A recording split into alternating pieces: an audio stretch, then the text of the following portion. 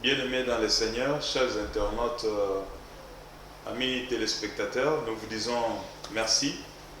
Merci de votre fidélité, merci de votre attachement à cette émission que vous aimez tant, cette émission Parole de vérité, cette émission que nous appelons l'émission de la vérité.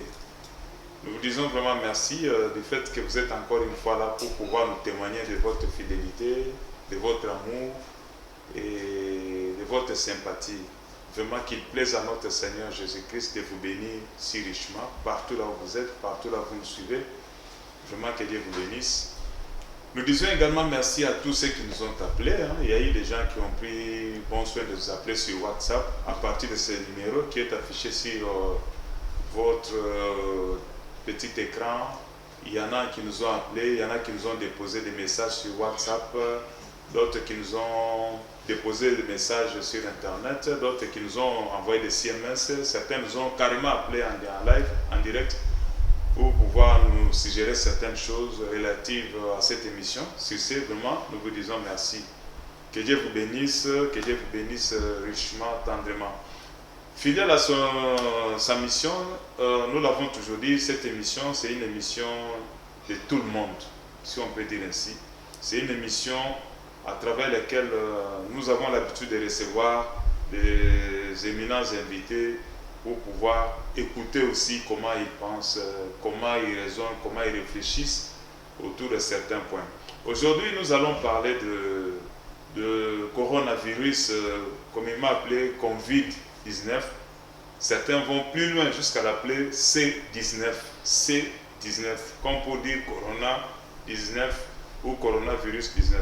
Alors, les leçons, quelles sont les leçons que nous pouvons tirer de cette pandémie qui a troublé vraiment, si vous voulez dire, toute la planète. Sur ce, je ne suis pas seul dans le cas de cette émission. J'ai reçu pour vous 3 invités de marque.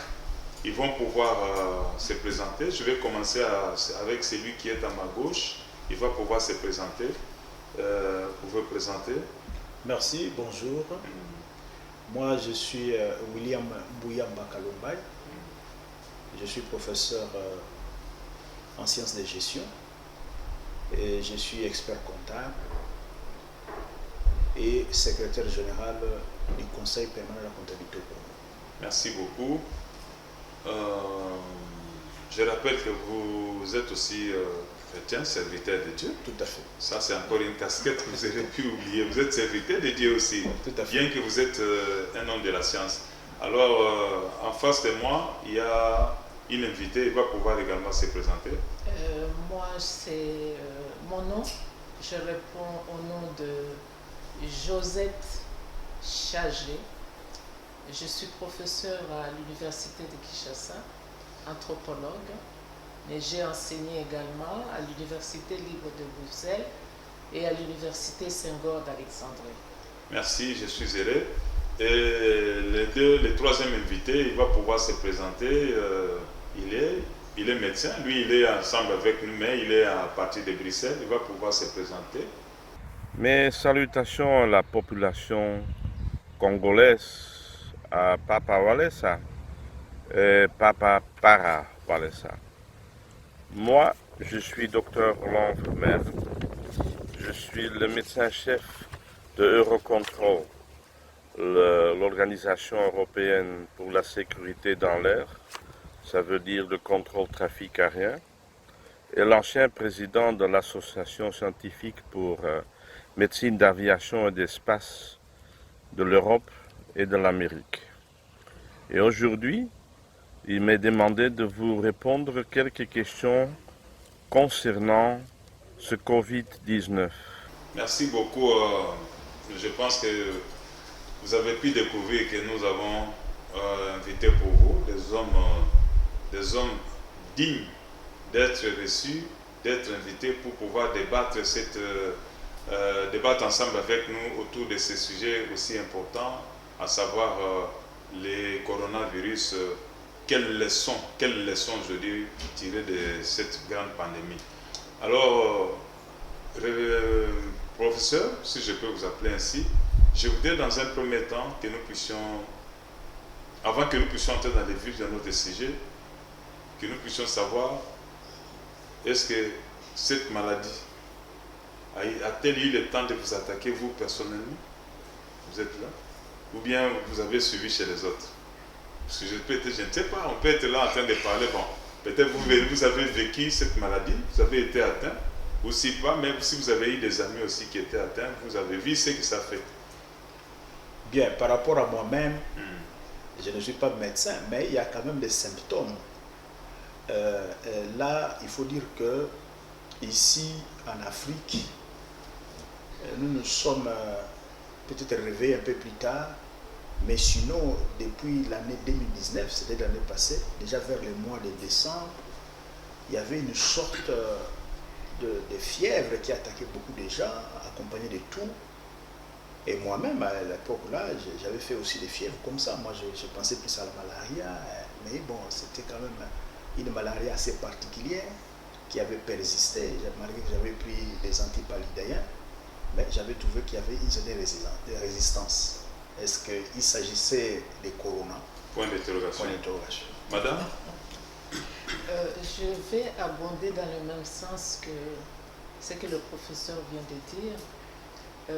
Vers la fin de l'année dernière, on a connu quand même des collègues, des amis et même des membres de la famille qui ont souffert d'une grippe assez forte et assez spéciale parce que il n'y avait pas que la toux, il y avait les courbatures et les personnes, moi j'ai connu même des personnes qui sont restées au lit. Alors, quand par la suite, nous avons entendu parler de ce Covid-19 et que nous avons suivi à travers les médias ce qui se passait en Chine et en Europe, on a commencé à se poser la question de savoir si ce n'était pas cela qui nous était arrivé, nous, avant. Merci beaucoup, maître. Nous allons retourner du côté de la Belgique où se trouve le docteur Roland.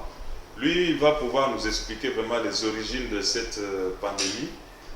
Docteur, je ne sais pas, est-ce que vous pouvez nous expliquer un tout petit peu, d'une manière concise, les origines de cette pandémie en tant que médecin?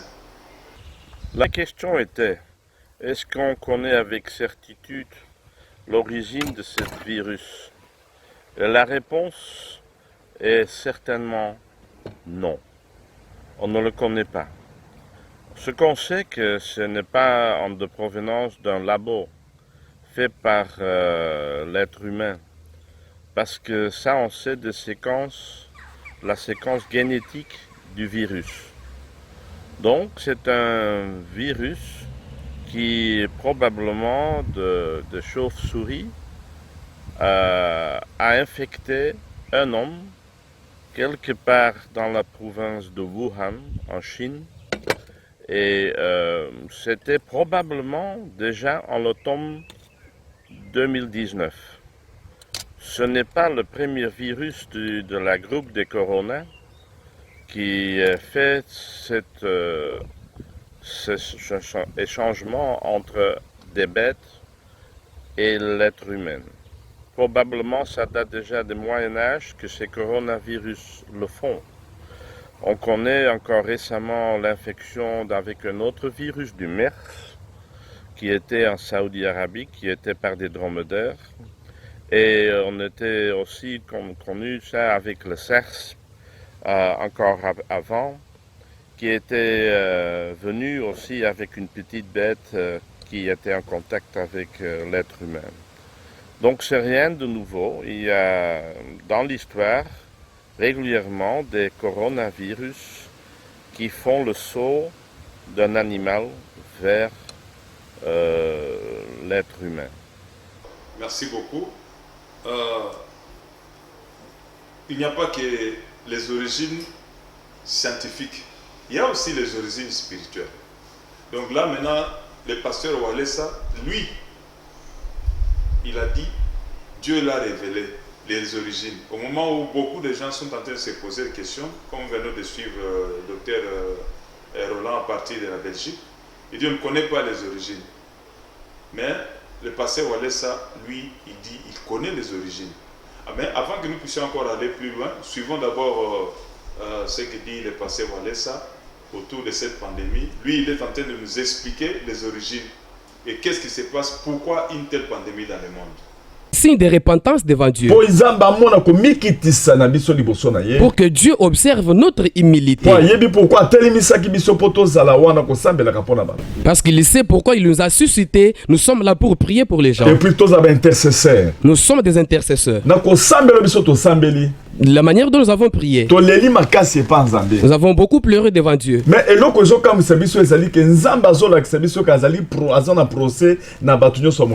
Mais ce qui étonne est que Dieu nous révèle qu'il a un procès contre tout le monde entier. Dieu a dit que j'ai un procès contre le monde entier. Parce qu'il n'y a pas de vérité, il n'y a pas de miséricorde. C'est surtout le mensonge dans le monde entier. Nous prions disant que Dieu, nous ne pouvons pas procès. Parce que puisque dans un procès, qui pourra l'emporter? Nous aurons quel avocat pour comparaître avec toi? Quand toi tu amènes quelqu'un devant le procès, c'est pour le condamner. Nous sommes des pécheurs. Mais la chose grave pour laquelle nous sommes là pour prier, nous voulons refuser ce procès contre Dieu. Tout dans l'humilité et en pleurant devant Dieu. De façon que Dieu puisse nous épargner de ces procès. Dieu nous a dit qu'il y a beaucoup de péchés dans le monde. Les gens ne reconnaissent plus l'existence de Dieu. La connaissance de Dieu n'est plus. Les gens pêchent dans le monde entier. Les soi-disant serviteurs de Dieu commettent des péchés dans des églises. Ils oublient l'existence de Dieu. Ceux qui ont d'argent, ceux qui sont élevés en dignité, ils ne reconnaissent pas l'existence de Dieu. Ils se confient en leur propre sagesse, en leurs propres moyens. Beaucoup de blancs ne prient même pas. Parce qu'ils mangent bien, ils sont dans de bonnes conditions. Le péché a surabondé dans le monde entier. Dieu m'a donné le verset. Dans Osée chapitre 4, verset 1 jusqu'à 3. Du premier au troisième verset. Là, c'est l'exactitude. À partir des messages que Dieu me donne. Osée chapitre 4. Osée chapitre 4. Verset 1 jusqu'à 3. Du premier au troisième verset. Troisième verset, on a un paragraphe à liboso. Nous lisons Osée chapitre 4, le verset 1 jusqu'à 3.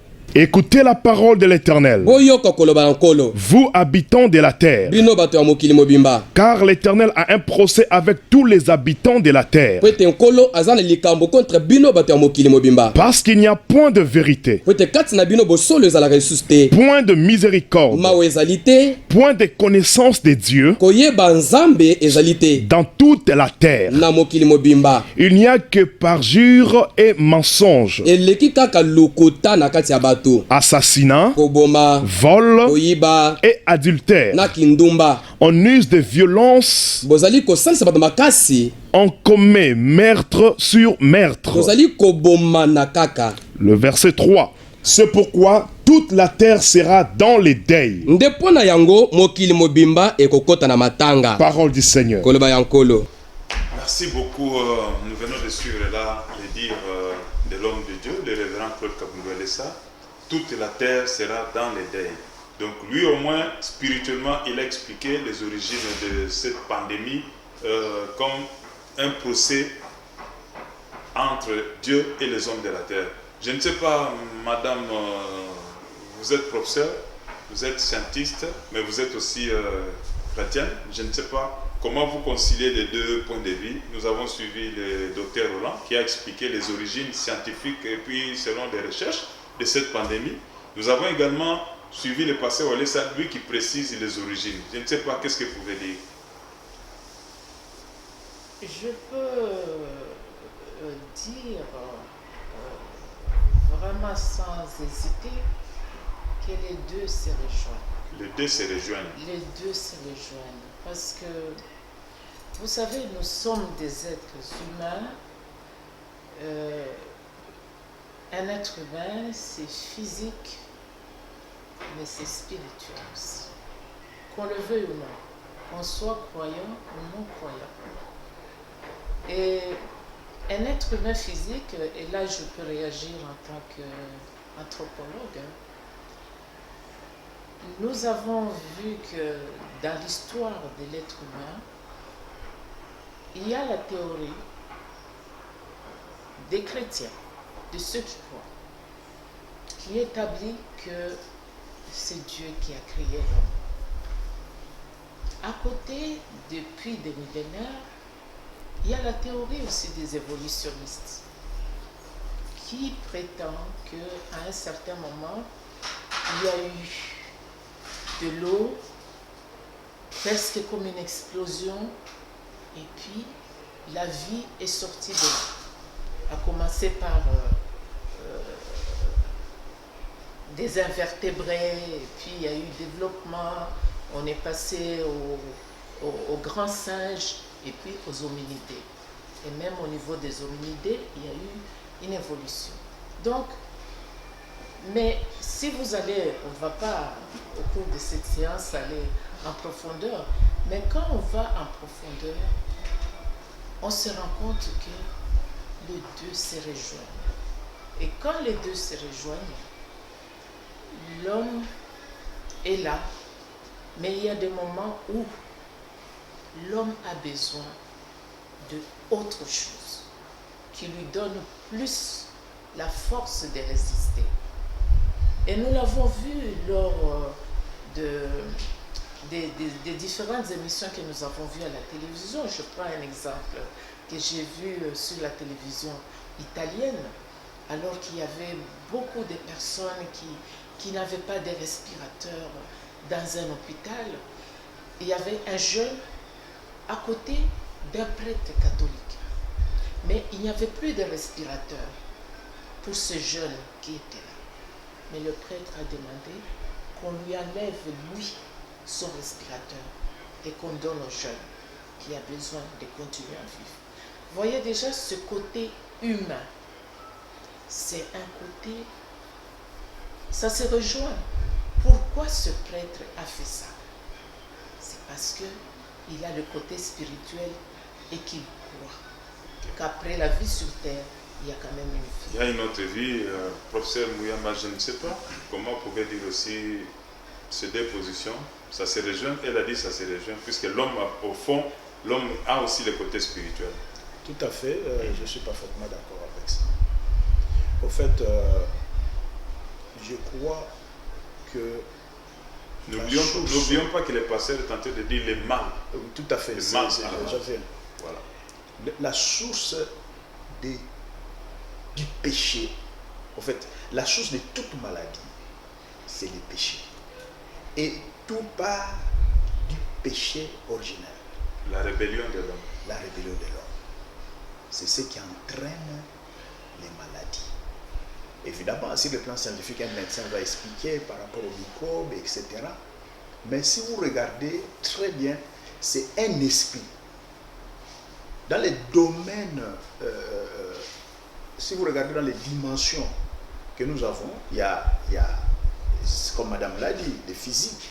Mais lorsque vous allez dans les spirituels, dans ces mondes spirituels, vous allez voir des êtres spirituels. Donc ces maladies-là, ce sont des démons que les diables lâchent. Mais pour que les diables lâchent ces démons, il faut que Dieu donne l'autorisation, parce que la Bible le dit. Il n'arrive pas un malheur sur la terre sans que Dieu en soit l'auteur. Donc, ce que le pasteur a dit, c'est une réalité. Nous sommes en train de voir la rébellion de l'homme aujourd'hui. Nous pouvons voir, par exemple, ce cas des homosexuels. Cette histoire, vous trouvez des hommes qui se marient entre eux, des femmes qui se marient entre elles, ou même des mariages avec les animaux. Et ça, c'est c'est de l'abomination. Ce genre de choses, je ne pense pas que vous allez dire Dieu peut accepter les créateurs de l'univers, les créateurs de ce monde, peut rester silencieux et dire non, j'applaudis, j'accepte ce genre de choses. Je ne sais pas si vous pouvez dire quelque chose. Tout à fait, c'est exactement ça. Parce que même dans la Bible, je crois, si j'ai bonne souvenance dans Luc, il dit que les choses qui se sont passées au temps de Noé, ces choses-là se passeront au temps des fils de l'homme, c'est-à-dire à la fin du monde. Il y a eu l'homosexualité à l'époque de Noé. Donc c'est déjà un indice qui montre à suffisance que nous tendons effectivement vers la fin. Vous voyez? Donc les hommes vont déborder. Et avec cette déviation là-bas, Dieu va frapper. Dieu va frapper. Il a promis. Madame, vous avez quelque chose à dire aussi là-dessus? Oui, moi j'ajouterais, en tant qu'anthropologue, j'ajouterais ceci. Ceux qui prennent des tendances, si je dirais, c'est leur tendance, hein, on le respecte quand même. Mais est-ce qu'ils prennent le temps d'examiner les animaux? Cette déviation-là, vous ne trouvez pas ça chez les animaux. On ne trouve pas ça chez les animaux. Ah, donc vous avez dit cette déviation humaine des hommes vers les animaux, mais vous ne trouverez pas ça des Chez animaux vers les hommes. Non, non. Chez les animaux entre eux. Vous n'avez pas un singe qui va prendre une girafe. Vous n'allez pas avoir un crocodile qui va prendre un hippopotame. Les types se respectent. Chaque espèce se respecte. Et c'est ainsi que, même sur le plan scientifique, ça se vérifie, c'est ainsi que ce type-là continue à évoluer et à vivre. Si vous arrivez à des croisements, vous n'allez plus avoir la descendance. Ça s'arrête. Donc il faut que le type soit du même type et qui se respecte sur le plan génétique, alors vous avez la descendance. Merci beaucoup. Les types doivent se respecter, les espèces doivent se respecter. Nous allons aussi écouter comment réfléchit docteur Roland, qui est en Belgique, ensemble avec nous. Docteur, nous voulons savoir aussi quelles sont vos impressions là-dessus. Le pasteur dit que la rébellion de l'homme, vous avez dit que les origines aussi sont de multiples origines, mais quelles sont vos impressions? Qu'est-ce que vous dites vous aussi à partir de ce que le pasteur a dit sur les origines de cette pandémie, à savoir le coronavirus? Est-ce que le péché aussi, la rébellion de l'homme sur la nature peut jouer quelque chose? Réveillez, docteur. Je dois dire, je ne suis pas un spécialiste dans ça. Je suis médecin. Je ne suis pas pasteur. Donc ce n'est pas vraiment mon domaine. Mais ce que je tire comme leçon de cette infection, est-ce que l'être humain devrait être humble dans notre monde? L'homme est seulement une partie de la nature. Et on ne traite pas la nature avec assez de respect en général. Notre utilisation de la terre des animaux n'est pas toujours d'une façon éthique. Et donc la leçon, c'est un appel à organiser notre société différemment et en utilisant les sources de la nature et les animaux avec plus de respect. Parce que sinon, la nature se venge, ce qui est peut-être en train de se faire. La nature se venge. Aujourd'hui, les conséquences sont là. Je rappelle que vous êtes en train de suivre l'émission Parole de Vérité. L'émission Parole de Vérité, c'est votre émission, c'est notre émission. C'est une émission qui passe sur la chaîne Show TV et qui est suivie presque partout en RDC, même au niveau du Congo, Brazzaville et en Angola. Et aussi sur YouTube, vous entrez sur YouTube, vous tapez Kabundualesa émission Parole de Vérité. Vous aurez le temps de retrouver nos différentes émissions qui, sincèrement, je le crois, auront le temps de vous réconforter. Je retourne du côté de vous, professeur Willy. Aujourd'hui, les conséquences sont-elles énormes? Les pertes, d'abord sur le plan professionnel, quelles sont les conséquences de cette pandémie aujourd'hui? Merci. Les conséquences sont bel et bien énormes. Je pars sur le plan économique. Sur le plan tout d'abord international, vous avez certainement suivi que le Fonds monétaire a publié une étude qui estime la perte du PIB autour de 3% pour PIB mondial, autour de 3%. Là, c'est sur le plan international. Mais je voulais m'appesantir plutôt sur le plan national, dans notre pays par exemple. Et là, je vais parler tout d'abord sur le plan macroéconomique, avant de toucher les entreprises. Sur le plan macroéconomique, ce qu'il y a, s'il faut expliquer ça sur le plan économique, on peut partir de l'offre et de la demande. Parce qu'il y a un choc qui s'est créé, un double choc, je dirais, parce que c'est non seulement au niveau de l'offre qui a choc, parce que les entreprises ne travaillent pas, ne produisent pas avec le confinement. Il y a ralentissement de l'activité économique. Et ça entraîne une réduction de la production. Et cette réduction de la production, là je suis au niveau de l'offre, a des conséquences. Des conséquences non seulement au niveau de l'entité qui produit moins, même au niveau des finances publiques. Parce que ces entités-là qui produisent, c'est en vue de réaliser un bénéfice. Parce que les impôts sont tirés de là. Mais lorsque ces entités ne produisent pas, ça freine ces impôts. C'est toute une économie. Toute économie qui s'écroule. Donc les recettes fiscales déjà sont mises à mal. Alors, l'État travaille avec le budget.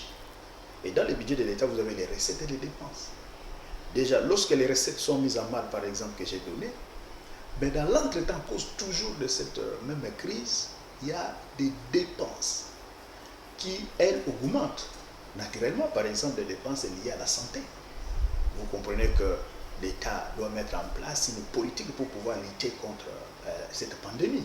Ça demande des dépenses supplémentaires au niveau du budget de l'État. Donc vous comprenez déjà qu'à ce niveau-là, au niveau des finances publiques, il y a ces chocs-là, les dépenses qui galopent alors que les recettes qui s'amenuisent.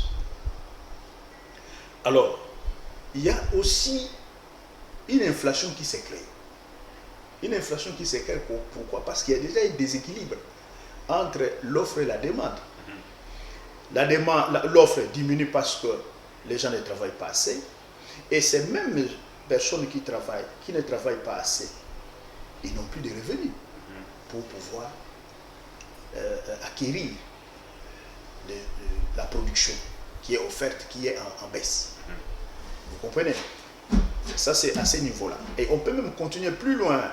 Aujourd'hui, si vous regardez même les commerçants ambulants, les indigents qui sont là, qui de temps en temps passent par exemple dans la commune de la Gombe là-bas pour faire un petit commerce dans l'informel. Avec ce confinement là-bas, vous comprenez que les revenus sont bloqués.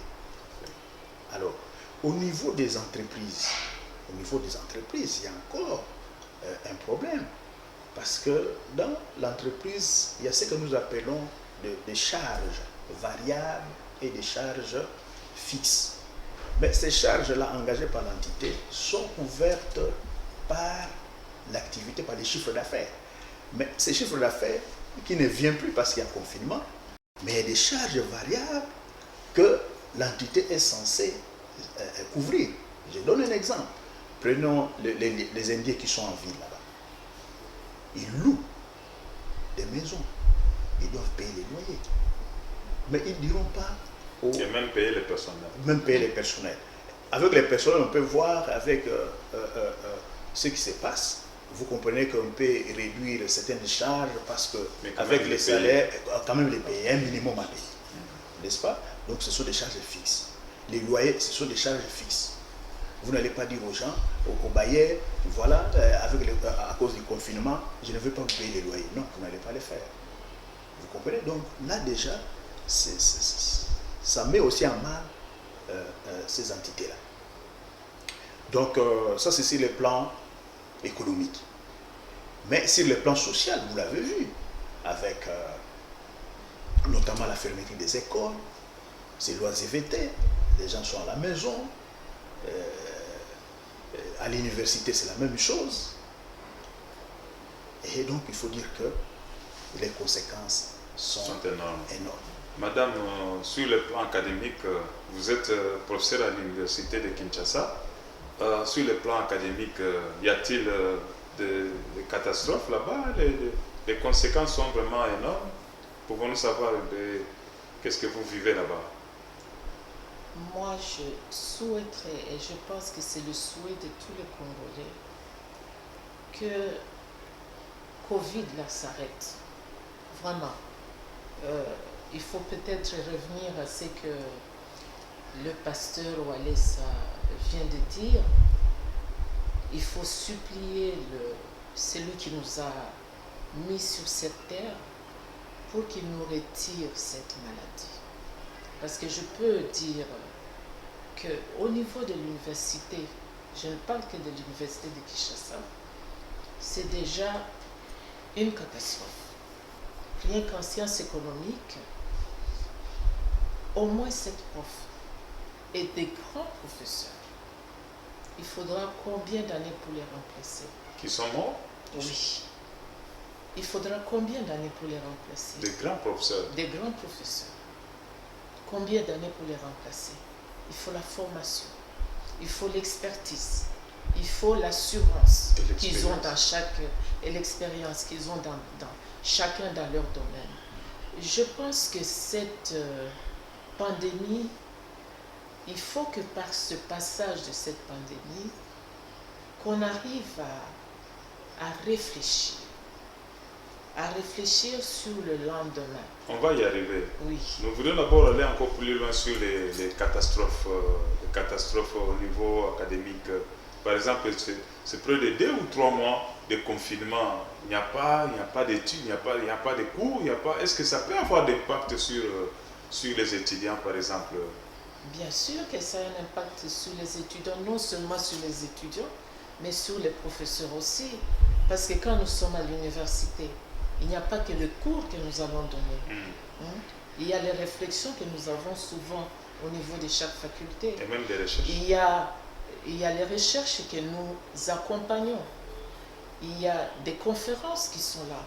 Donc ce sont les occasions pour nous permettre de nous ouvrir entre nous, de publier et de passer le message à travers nos publications. Donc 3 mois déjà pour un enseignant, c'est beaucoup.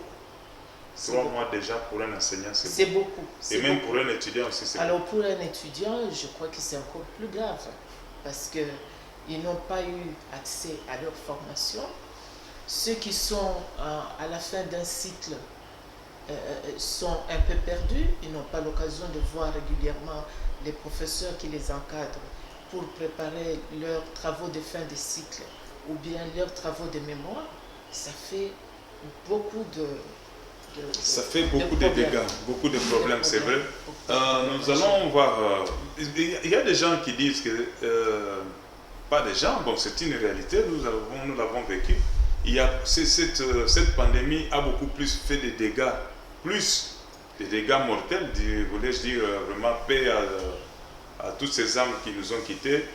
Et beaucoup de gens sont beaucoup plus morts sont morts en Europe, aux États-Unis, un peu partout, plus qu'en Afrique. Alors, nous avons essayé de demander, nous nous sommes posé la question de savoir, mais qu'est-ce qui pouvait bien expliquer ce phénomène?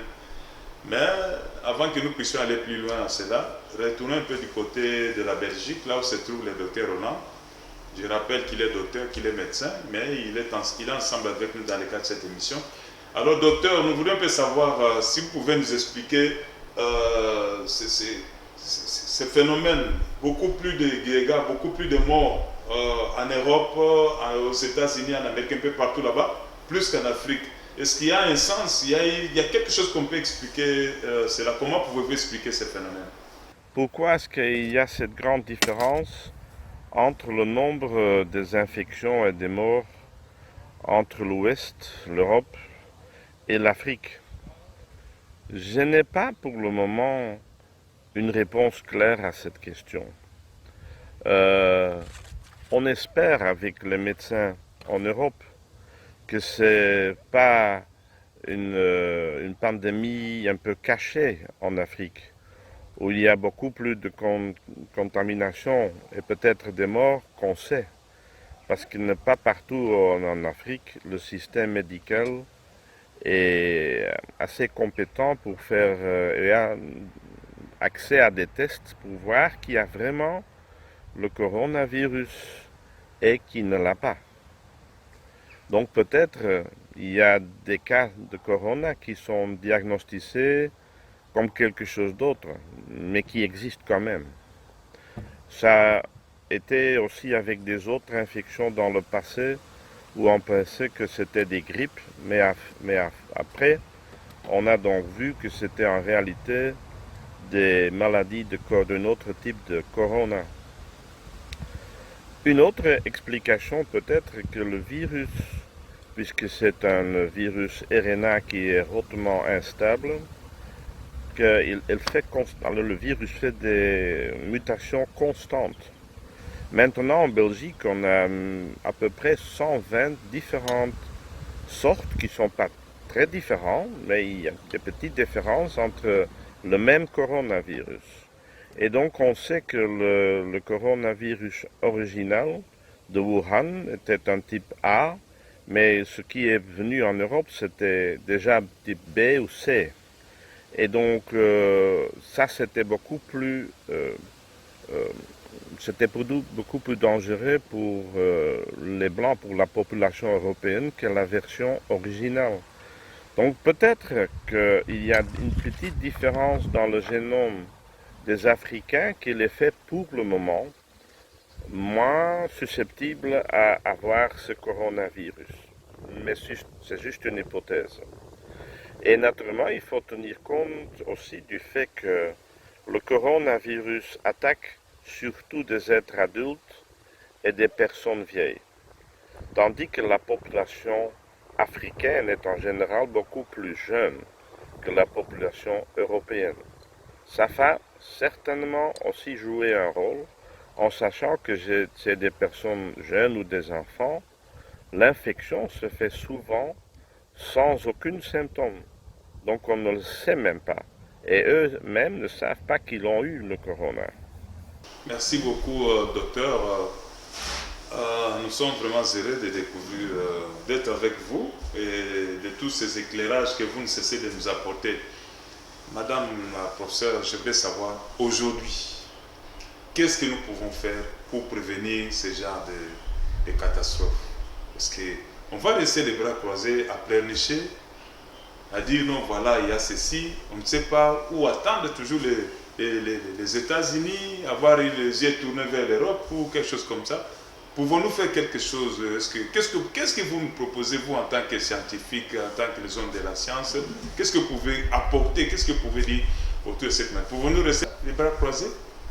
Non, mais bien sûr, il faut qu'on réagisse.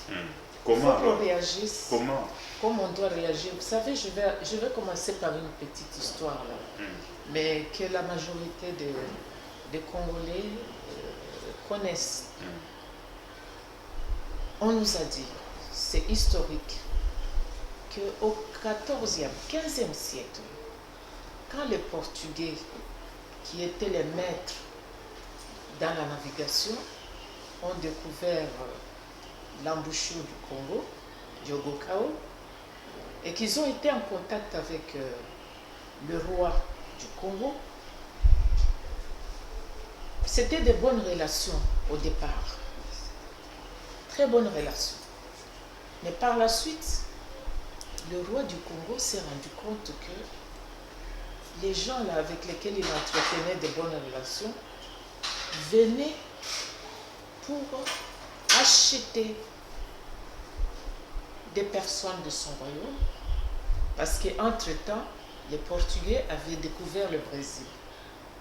Et au Brésil, la main-d'œuvre qui était là, les Indiens d'origine, c'était des gens qui étaient un peu minces, pas très forts.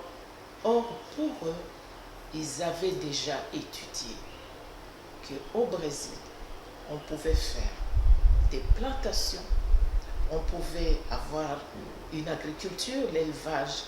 Et pour cela, ils avaient besoin de la main forte. Ils ont fait les liens. Donc, la réflexion. On va chercher les populations des esclaves au Congo, on va les amener au Brésil. C'est ainsi qu'il y a eu tous ces phénomènes noirs, de traîtres qui sont allés.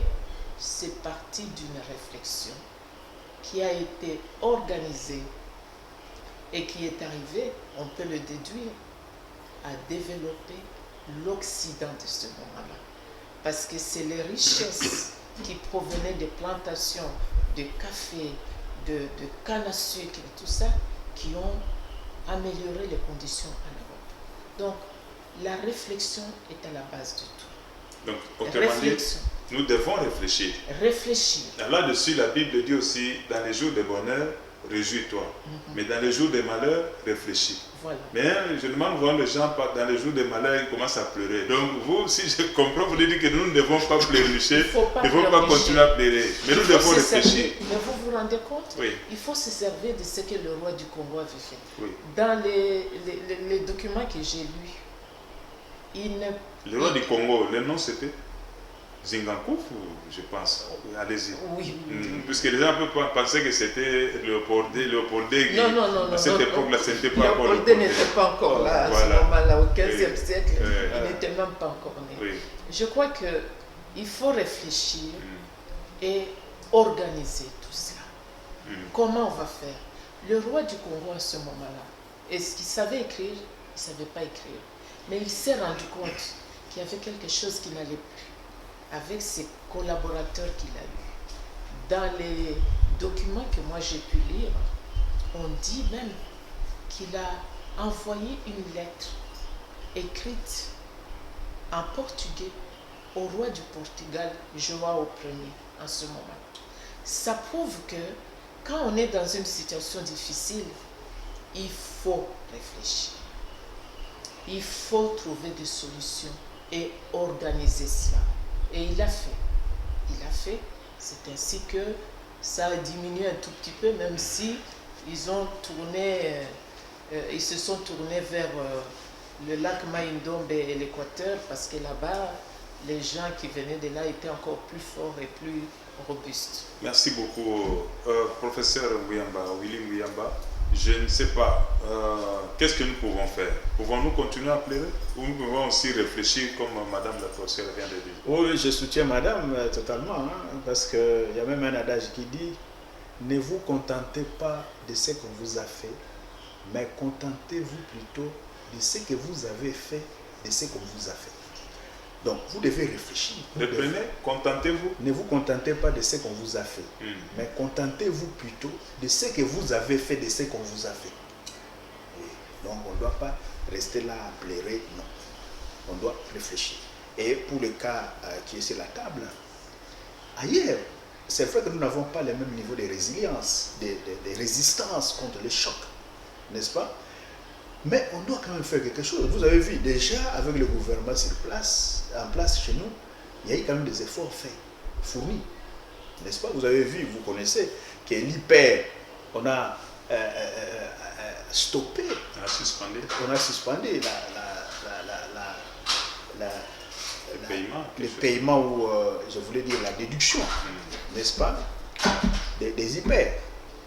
Ça, c'est ce qu'on a fait. Parce que la solution sur le plan économique, à court terme, nous ne pouvons rien faire sur l'offre. Vous voyez? Mais tout ce qu'on peut faire, c'est de stimuler la demande.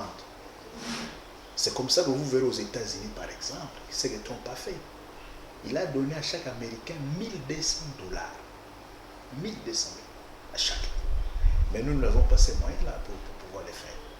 Donc, je crois qu'on doit réfléchir, faire tel qu'on a déjà fait là-bas. On a suspendu la rétention des hyper. À un certain moment, on avait même demandé de ne plus payer la facture de la régie des eaux, SNEL, etc. C'est dans ce sens-là, ce sont là des solutions. Mais il est vrai que Madame la professeure, dans les jours à venir, on pourra parler d'un nouvel ordre mondial après ces passages économiques. Donc, suffisamment, beaucoup de gens seront instruits de cette pandémie pour pouvoir faire quelque chose. Pouvons-nous imaginer un jour un nouvel ordre mondial à l'issue de cette pandémie? C'est possible? Moi, je pense que c'est essentiel. Cette pandémie doit nous servir de leçon pour que nous comprenions ce que vous avez dit tout à l'heure. Je pense, et c'est ce qui va arriver, dans les siècles à venir, l'Afrique ne sera pas continuellement en attente de recevoir de la Banque mondiale, de l'Europe, de l'Union européenne, etc. Il faut que l'Afrique se réveille. Parce que dans les études qui sont faites, si vous attendez, à un certain moment, ceux qui doivent vous aider ne seront plus en mesure de le faire comme ce qui arrive là maintenant. Ils ne seront plus en mesure de vous envoyer des aspirateurs, oui, puisque même ils en ont... On a vu, l'Europe est en difficulté. Ils vont résoudre leurs problèmes européens. Ils sont arrivés à soutenir, à décider de soutenir l'Italie. Ils vont d'abord résoudre les problèmes européens avant de venir en Afrique. Donc il faut que l'Afrique se réveille et se dise, demain, ce n'est pas ceux-là qui vont nous aider. Il faut que nous-mêmes, on soit en mesure de se prendre en charge. Et vous savez que même sur le plan génétique, c'est prévu. Dans les siècles à venir, l'homme va continuer à évoluer. Mais l'évolution de l'homme ne sera plus essentiellement une évolution physique, basée sur la capacité crânienne. Ça sera une évolution culturelle. Et l'évolution culturelle, qu'est-ce qu'on entend par évolution culturelle? C'est que face à la pandémie, que ces gens-là soient en mesure de se prendre en charge. Comme ça, ils vont résister, ils vont tenir. Face à Ebola, que les gens-là se prennent en charge. Sinon, c'est Ebola et c'est Corona qui va les détruire complètement. Et on l'a vu sur le plan historique. L'homme de Néandertal a disparu. C'est l'Homo sapiens qui était culturellement adapté à l'environnement, qui s'est développé et qui est devenu ce que nous sommes aujourd'hui. Il s'est développé et nous sommes devenus ce que nous sommes aujourd'hui. Professeur Willy, aujourd'hui les scientifiques congolais peuvent-ils parler un même langage, se retrouver ensemble, mener des recherches ensemble pour pouvoir apporter un nouvel ordre au niveau de notre pays? Oui, je crois qu'il y a nécessité de pouvoir les faire. Il y a nécessité de pouvoir les faire, comme Madame venait de le préciser. Parce que là, moi, je me suis posé même la question, chaque fois qu'il y a des découvertes en matière de médicaments, je ne vois pas cet empressement-là en Europe par rapport aux découvertes faites en Afrique. Vous connaissez le cas de Madagascar. Mais ces produits-là, finalement, ne sont pas testés en Europe. Pourquoi? Je me suis toujours posé la question. Donc, moi, je pense qu'il est temps que les Congolais puissent se réveiller, ou l'Africain d'une manière globale, pour pouvoir se prendre en charge. Il ne faut pas attendre, quémander, bénéficier des aides. Est-ce qu'il y a, nous avons des hommes au Congo? Bien entendu. Des hommes capables. Bien sûr, nous avons des professeurs. Madame, vous appuyez aussi cela? Absolument, j'appuie et puis j'insiste sur le fait que les hommes valables, il y en a. Et ceux qui n'ont pas pu trouver les instruments des laboratoires pour continuer à faire les recherches sont partis ailleurs. Mais ils sont partis avec le développerie. On est en train de sélectionner. Vous voyez, c'est le pays. Ils sont partis aussi parce qu'ils n'avaient pas des éléments pour s'épanouir et continuer à se développer. Ok, nous sommes en train d'arriver vers la fin de cette émission. Malheureusement, vraiment une émission assez importante. Mais retournons du côté de la Belgique où se trouve le docteur Roland. Docteur, quel conseil, quels sont les messages que vous pouvez envoyer ou dire à tous ceux qui sont en train de vous suivre relatifs à cette maladie? Quel comportement ou quel message adopter, puisque nous sommes arrivés presque à la fin de cette émission? Est-ce que j'avais des conseils pratiques à donner? J'en ai quelques qui sont généraux pour toutes les populations au monde. La première est, si vous vous sentez malade, ne sortez pas parce que vous allez infecter des autres personnes. Ça peut être un tout, ça peut être un peu de température, ça peut être mal de gorge, mais même ça peut être des indigestions, des problèmes de l'estomac. Donc, quand vous êtes malade, restez à la maison, n'infectez pas les autres. Très, très important.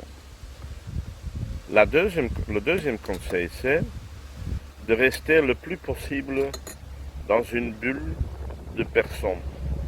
Ça veut donc dire limiter le contact avec beaucoup de différentes personnes, de groupes de personnes.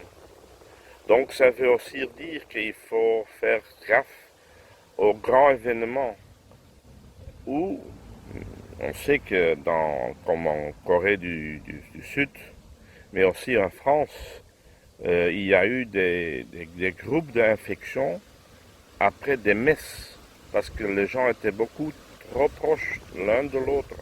Et ça, c'est un danger. Le troisième conseil, c'est un peu dans le suivi de ce que je viens de dire. C'est important de tenir une distance avec des personnes hors de votre famille proche avec lesquelles vous vivez. Ça, c'est pas possible, mais avec les autres, de tenir une distance de 1,5 mètre à 2 mètres des autres personnes. Parce que le moyen principal de propagation de cette infection, c'est par la bouche, l'exhalation, quand on tousse, quand on respire même quand on parle. Ça, c'est le principal moyen, le vecteur de la transmission. Il y a aussi une possibilité que ça se propage via contact avec des surfaces où il y a du virus, mais ça c'est moins important. C'est même pas vraiment encore prouvé, mais il y a une probabilité que c'est possible. Mais surtout, c'est ne pas entrer avec les expirations de tout d'autres personnes. Donc la distance, 1,5 mètre à 2 mètres. Après le 2 mètres, la concentration de particules de virus sera beaucoup moins. Ça veut aussi dire que un quatrième conseil, c'est d'être plus strict avec l'hygiène, surtout l'hygiène des mains, surtout avant que vous allez toucher votre bouche et votre nez ou vos yeux, parce que c'est via cet contact que le virus peut se propager à l'intérieur de votre corps. Donc, il faut laver fréquemment les mains avec du savon avant que vous sortez, mais certainement quand vous rentrez ou quand vous avez quelque part ailleurs la possibilité de laver les mains avec le savon, très important. Le savon est suffisant. On peut utiliser des produits désinfectants, surtout l'alcool gel, mais avec le savon et l'eau, on va frotter ses mains et donc on va même enlever plus de virus qu'avec seulement une solution avec de l'alcool. Donc laver les mains est mieux. Mais quand c'est pas possible parce qu'il n'y a pas d'eau, le gel désinfectant, surtout avec l'alcool, il y a quelques autres produits qui sont efficaces, mais ça c'est en cas quand vous n'y avez pas de l'eau pour laver les mains. Et la dernière, 5e conseil, c'est donc En relation avec la propagation du virus via des aérosols en provenant de votre bouche, de votre expiration, de votre toux, ou quand vous éternuez, et ça peut aller assez loin, c'est de donc porter des masques quand vous sortez, surtout dans des endroits où il y a beaucoup d'autres gens. Il faut être clair, le masque ne va pas protéger celui qui le porte. Parce que les particules, les virus peuvent entrer via tous les côtés dans ce masque. Mais ça va protéger les autres gens. Donc quand vous toussez, quand vous éternuez, la plupart des particules des virus sera dans le masque et pas librement dans l'air. Et donc si tout le monde le porte, alors il y a moins de risque d'attraper le virus parce que le virus sera à l'intérieur des masques que des gens qui le portent, s'ils en ont. Et donc, une masque simple, ça ne doit pas être médical parce que ce sont les médecins qui ont besoin des masques médicaux et pas les gens. Donc, des masques en coton, éventuellement avec un filtre, ce que tu trouves dans les papiers pour faire le café, là-dedans, ça protège très bien les autres. Il faut seulement laver une fois par jour cette masque en coton à plus que 60 degrés pendant minimum 20 à 30 minutes. Voilà. Ça, c'est mes conseils que je vous donne.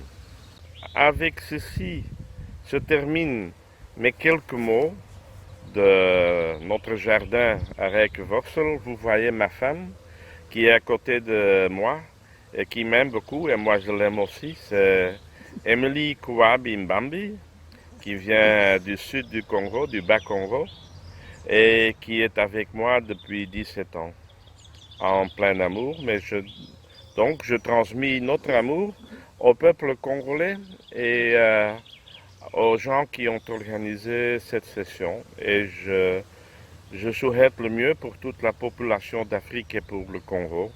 Papa Walesa et Papa Para. Voilà ça. Et protégeons-nous pour survivre cette pandémie. Bye. Merci beaucoup Roland. Vraiment, nous sommes très réconfortés de votre intervention dans le cadre de cette émission. Nous sommes vraiment réconfortés de tous les conseils. Je pense que ce n'est pas tombé dans les oreilles des sourds. Et avant que nous puissions clôturer cette émission avec les invités, nous voulons suivre quels sont les conseils Papa Walesa lui-même qui a été à la montagne pour pouvoir prier. Dans quelques minutes, il nous donne aussi certains conseils si on peut les suivre aussi.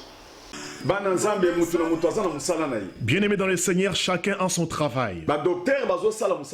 Les docteurs font leur travail. Là, c'est dans le niveau charnel. Si vous m'avez vu en étant à la montagne nuit et jour portant les sacs, je sais très bien que la maladie débute au niveau spirituel et par après ça atteint le niveau charnel. Esprit, Dieu est esprit, il faut l'adorer aussi en esprit et en vérité. Na kendeki na niveau esprit, na sambele pas en zambi, ou à niveau spirituel, yenda zana capacité à côté de sa maladie. J'étais parti attaquer la maladie chez Dieu parce que comme Dieu est esprit, il faut l'adorer en esprit et en vérité. J'étais parti prier Dieu afin que lui puisse faire grâce pour stopper cette maladie. Et puis Satan peut avoir un esprit. Et le diable aussi est spirituel. Et puis maladie en peut avoir un esprit. Et la maladie en question est aussi spirituelle. Na niveau spirituel, ce qu'on zamba lobi maladie et sili pour n'angai na niveau spirituel nasi na longi. Spirituellement, Dieu a déjà dit que la maladie est finie et moi je crois que spirituellement j'ai déjà vaincu. Yangonde na kiti na dongoli basaka omoni na fandi boye sili déjà lokole salemi ndengwana na niveau charnel peso telim. C'est comme cela, je suis assis, j'ai déjà enlevé les sacs, je suis assis, je sais très bien que c'est déjà fini et comme c'est fini spirituellement, dans le niveau charnel aussi ça va finir. Mais na kokota na makambo charnel etende na zo ebisa bana nzambe nzambe na niveau charnel ndenge tozali wana na kati ya nzoto il faut to garder ba hygiène na biso to sokolaka maboko to lataka ba masque na biso wana ezali na niveau charnel spirituellement ngala sina longi nanga. Je ne vais pas plus parler de ce qui concerne les choses charnelles, mais je parle juste au peuple de Dieu. Comme la maladie est déjà finie au niveau spirituel, alors nous, en tant qu'enfants de Dieu, nous devons respecter le principe de l'hygiène. Parce que moi, je sais très bien que spirituellement, on a déjà vaincu. Merci. Nous venons de suivre là les derniers mots du docteur Roland et aussi quelques conseils spirituels du pasteur Claude Kabundu Alessa qui déclare, professeur, que coronavirus est fini. Sa puissance a été ôtée. Donc sa puissance a été dépouillée spirituellement. Maintenant, nous devons attendre pour voir la matérialisation de ces événements. Dans l'attente de cette matérialisation, il nous a conseillé que nous devons continuer à avoir les mains lavées, porter les masques. Je ne sais pas quelles sont vos impressions là-dessus. Et comme mot de la fin aussi. Oui, je suis parfaitement d'accord avec les révérends pasteurs Walesa. Nous devons continuer à respecter les gestes barrières. En tant que chrétiens, en sus des gestes barrières, nous devons rester dans la consécration. Nous devons nous consacrer dans la prière. Parce que c'est à des pareils moments que le diable peut faire des attaques. Donc certains étaient peut-être habitués seulement à prier lorsque les églises ouvraient les portes. Mais pour le moment que les églises n'ouvrent pas leurs portes, il faut faire attention parce que le diable peut surprendre certains. Donc les conseils que je donne, en dehors du fait qu'il faut respecter les gestes barrières, il faut se mettre aussi en prière, rester dans la consécration. Madame la professeure. Oui, le collègue professeur a insisté sur le côté spirituel, comme l'évêque Walesa vient de le dire. Mais moi, je mettrai l'accent sur le côté physique. En disant, avec ce Covid, il faut absolument que nous puissions physiquement préparer notre avenir. C'est-à-dire qu'on puisse prévoir que l'identité des gens qui sont répertoriés comme des experts, il faut les mettre dans les meilleures conditions pour qu'ils progressent dans leurs recherches et qu'ils puissent soutenir le pays dans les moments difficiles. Donc on ne peut pas oublier ce côté physique où on doit réfléchir, organiser et prévoir aussi pour que les chercheurs qui travaillent dans les domaines où ils peuvent faire avancer le pays soient à mesure de le faire dans les meilleures conditions. Merci, je considère cela comme votre mot de la fin. Je dis merci à vous tous qui avez suivi cette émission. Je dis vraiment merci pour votre fidélité. Merci vraiment à vous, monsieur le professeur. Je dis merci à vous d'avoir accepté de répondre à notre invitation. Je dis également merci au docteur Roland en Belgique et merci à son épouse Madame Émilie Wabi Roland. Vraiment, elle a tout fait pour que cette émission se réalise. Je dis merci. Et derrière les caméras, j'ai été aidé par nos jeunes frères. Il y a Capella qui est là. Il y a aussi ingénieur Papi. Et à la technique, nous étions aidés par notre frère Étienne. Il est aussi technicien, vraiment que Dieu le bénisse. Et moi, c'est votre bien-aimé, Valérie Okoka Batunanga, comme il m'a appelé Papa Para Walesa. Je dis vraiment merci à vous tous qui nous avez suivis et je vous souhaite une bonne continuité des émissions sur la chaîne Show TV et à la prochaine.